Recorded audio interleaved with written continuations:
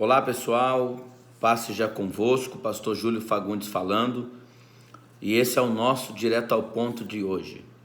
Temos como texto básico, segundo o livro das Crônicas, capítulo 7 e o versículo 12, que fala sobre a segunda aparição de Deus a Salomão.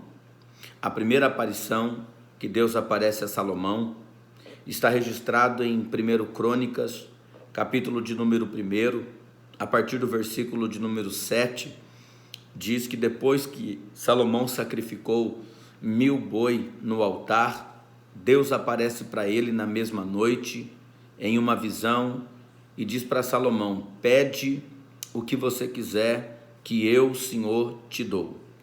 No texto que vamos meditar hoje, segundo Crônicas 7:12, vai falar da segunda aparição de Salomão. Aqui Salomão já tinha construído o templo, já estava na fase de preparativos, consagrando o templo. No capítulo 6 desse mesmo livro, você vai ver a oração intercessória de Salomão pelo povo, mas no capítulo 7, principalmente no versículo de número 12, vai falar que Deus aparece para Salomão e diz assim: o Senhor apareceu a Salomão.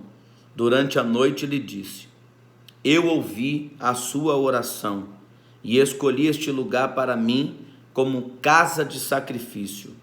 Aí Deus então dá uma palavra a Salomão dizendo: se eu fechar o céu de modo que não haja chuva, ou se ordenar aos gafanhotos que devorem a terra, ou se enviar uma epidemia de doença entre o meu povo, então, se o meu povo, que leva o meu nome, se humilhar, orar, buscar o meu rosto, a minha face, e se converter dos seus maus dos seus maus caminhos, eu ouvirei dos céus, perdoarei os seus pecados e sararei a sua terra. Eu estou lendo essa palavra numa Bíblia de tradução judaica que diferencia pouca coisa do outro, mas o que me chama a atenção nesse texto, e isso já há um tempo vem falando comigo, vem me incomodando. Então Deus estava dizendo a Salomão: eu ouvi a tua oração. Tá, eu ouvi, ponto. Ok? Eu ouvi a tua oração. Agora, se eu cerrar o céu para que a chuva não desça, e Israel dependia da agricultura, se eu cerrar o céu para que não chova, ordenar aos gafanhotos que devorem a terra, ou enviar uma epidemia de doença entre o meu povo, então, se o meu povo, essa palavra aqui, ela não é para ímpio. Eu acho que cai muito bem para os nossos dias que nós estamos vivendo. Essa palavra aqui é para nós, que denominamos crentes, servos do Senhor. Essa palavra, se humilhar, se o meu povo, que se chama pelo meu nome, se humilhar, é Deus dizendo: eu quero ver o meu povo quebrantado. Porque o humilhar aqui é descer. A gente anda por aí e encontra tanta gente arrogante, prepotente, orgulhosos, vaidosos, amantes de si mesmo e dos seus prazeres. Deus abomina estas coisas. Então a humilhação aqui é eu descer do pedestal, é eu reconhecer que sou apenas o pregador, que quem faz é Deus, quem cura é Deus, quem salva é Deus, quem batiza é Deus, quem abençoa é Deus, quem faz o milagre é Deus. Eu só sou o instrumento, o canal aonde a água passa, mais nada do que isso, apenas um servo. Segundo ponto, se a Bíblia está falando de humilharmos, isso aqui é interessante, que abre um leque se você for meditar, mas o segundo ponto é interessante. O primeiro é se humilhar, o segundo é orar. Eu acho que a igreja nunca orou tanto, como pelo menos, parece que está orando, como nos dias que nós estamos vivendo, desse caos, dessa epidemia. Aonde a gente vê a divulgação nas redes sociais, principalmente, é falando de oração. A igreja parece que despertou, não é? Agora é todo mundo orando, agora é todo mundo fazendo live de oração, agora é todo mundo indo ao vivo no Instagram para fazer oração, é ou não é? Tá, mas o papel da igreja não é só orar agora.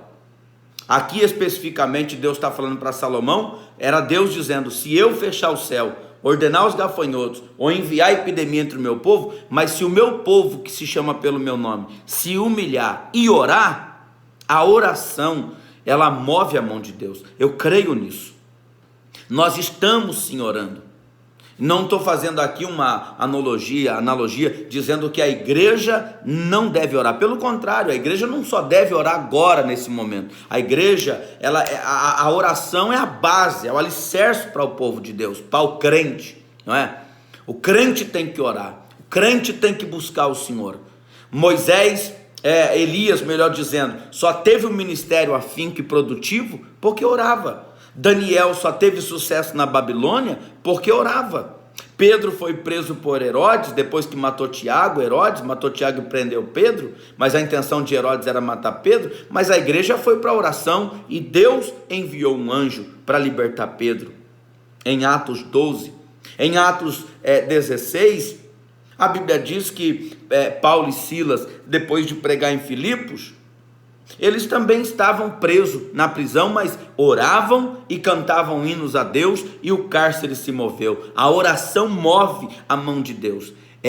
Nós temos que nos despertar, não é só nesse momento, é após passar tudo isso. A nossa vida contínua de oração. Temos que ser mais assíduos na oração. Todo dia eu tenho dito a Deus, renova as minhas forças na oração. Terceiro ponto, buscar a minha face. Há um texto em Isaías 55:6 que diz, buscai ao Senhor enquanto se pode achar, invocai-o enquanto Ele está perto. Nós às vezes corremos atrás de tantas coisas, nós às vezes buscamos tanta coisa, priorizamos tanta coisa, mas o essencial, que é buscar a face, a presença de Deus, ela às vezes fica em segundo plano. Então, último ponto, e eu encerro esse direto ao ponto, e se converter dos seus maus caminhos. Eu não posso estar na igreja hoje usando de mentira, eu não posso estar na igreja hoje adulterando, eu não posso estar na igreja hoje enganando, eu não posso estar na igreja hoje mentindo, eu não posso estar na igreja hoje tendo as mesmas condutas que eu tinha quando não conhecia Jesus. Eu não posso estar na igreja hoje nas velhas práticas. Paulo disse, esquecendo-me das coisas que para trás ficam, eu prossigo para o alvo, não é? Deus mudou a minha vida, eu me converti. Conversão aqui é mudança de rota, mudança de percurso. Então faça uma análise, quando a pessoa olha para nós lá fora no mundo ímpio, ele vê mudança? Ou seu comportamento é o mesmo? Ele vê transformação? Ou seu comportamento é o mesmo? Ele vê que de fato você é um cristão autêntico, de testemunho, como Jesus disse que nós somos a luz deste mundo e o sal desta terra? É assim que as pessoas lá fora nos vê? A Bíblia então diz que se o povo se humilhar, se o povo orar, se o povo buscar e se converter de verdade, ou seja, não é estar na igreja e usando de safadeza, não é estar na igreja e enganando o povo. Deus não se deixa escarnecer, essa é a palavra. Deus não se deixa escarnecer. Deus conhece a sua conduta, sabe da nossa vida, conhece os nossos pensamentos e também as intenções do nosso coração. Essa foi a nossa palavra. A Bíblia diz, nossa reflexão, direto ao ponto de hoje, é esse o texto. De 2 Crônicas, do capítulo 7, versículo 12 ao 14. Então Deus responde, então eu ouvirei dos céus, eu perdoarei os seus pecados e sararei a sua terra. Vamos buscar ao Senhor enquanto se pode achar. Vamos orar intensamente, como Paulo disse, orai sem cessar. Vamos nos humilhar mais na presença de Deus e vamos de fato se converter de verdade e sermos a luz deste mundo. Que Deus abençoe você, que Deus abençoe sua casa, que Deus guarde a sua família, que Deus guarde a sua casa, em nome de Jesus. Esse é o nosso Direto ao Ponto de hoje. Compartilhe essa mensagem, que eu tenho certeza que vai edificar a sua vida. Paz a todos, Deus abençoe.